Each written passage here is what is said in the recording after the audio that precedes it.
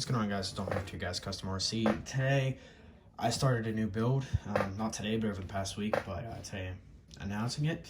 The Axial SCX10 Builder's Kit. I'm going to talk about my reasoning for this, and I also want to do a review on the kit. First off, I had an idea of a build I wanted to do in my head, and I decided to buy the kit, save some money, save some time. Instead of buying an RTR, just replace some parts. I think the biggest thing with this kit to me was how it performed and how it was built in my eyes. Now, on this kit, there are three things that don't come with the kit. That is the motor I put in, the shocks, and the servo. Talking about how easy this kit was to build and would I recommend it for somebody who's a beginner because it's cheap, and would I honestly be just as excited to get into it as I was the first day, knowing now what I know about the kit.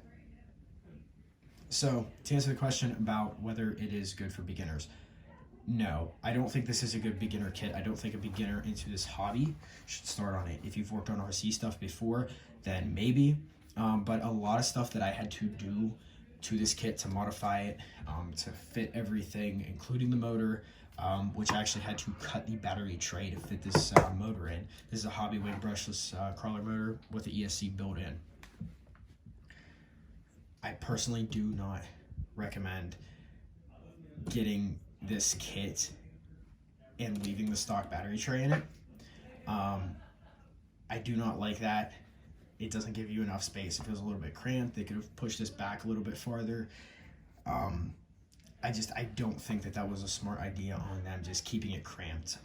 This motor is a little bit bigger than your sealed can motors, but if you look at the Axial one that comes with this, it is about half the size, which is not realistic as far as upgradable motors. Another thing I really didn't like about this kit was building these shocks. These shocks are a pain in the ass to build. They do give you a 1-to-1 scale pictures in the manual.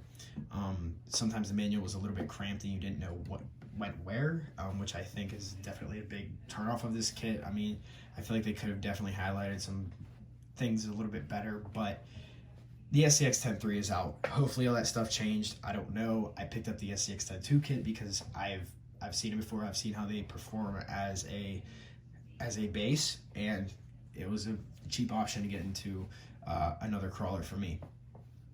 But like I said, there's a lot of stuff that I had to modify on this kit. There was the instructions weren't the clearest to read, so I personally don't recommend this kit for somebody who's just now getting into the hobby.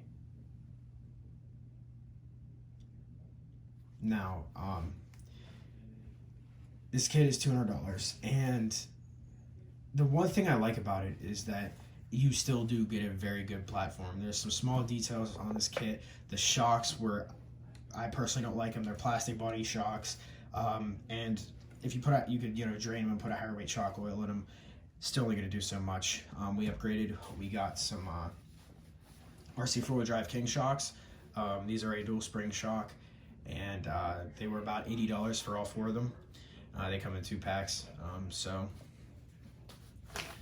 I would definitely recommend replacing these shocks if you are building this kit and you are trying to build out a pretty decent truck. I would just get the shocks now and put them on now rather than later.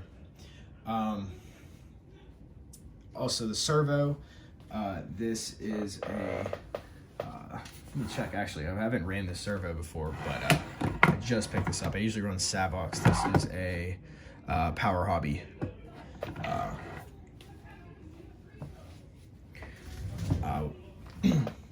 steering servo, and honestly, I like the way this build's coming. And the reason I built this build out is because I had a vision in my head one night of a truck I really wanted to do, and the more and more I started seeing them, the more and more I got excited. And what I plan to do with this kit for you guys is to give you a new build with crawlers. Crawlers are my passion. I do race oval as well, but crawlers are, I think, my real passion. I wanted to give you guys a week-by-week build, give you guys some reviews on products. I wanted to do this as a budget build. I have a budget for this thing of about $750 right now, and I would say altogether we're in it roughly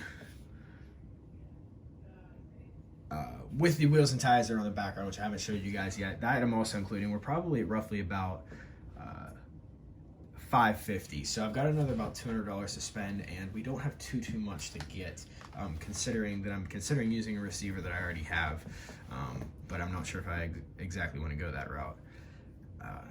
But I'm going to give you guys a week-to-week update of this build. I'm going to give you guys some reviews on some products, because some of these products, including the tires and rims, are not from huge names, but they are cheaper options, and I want to let you guys know how I feel about them.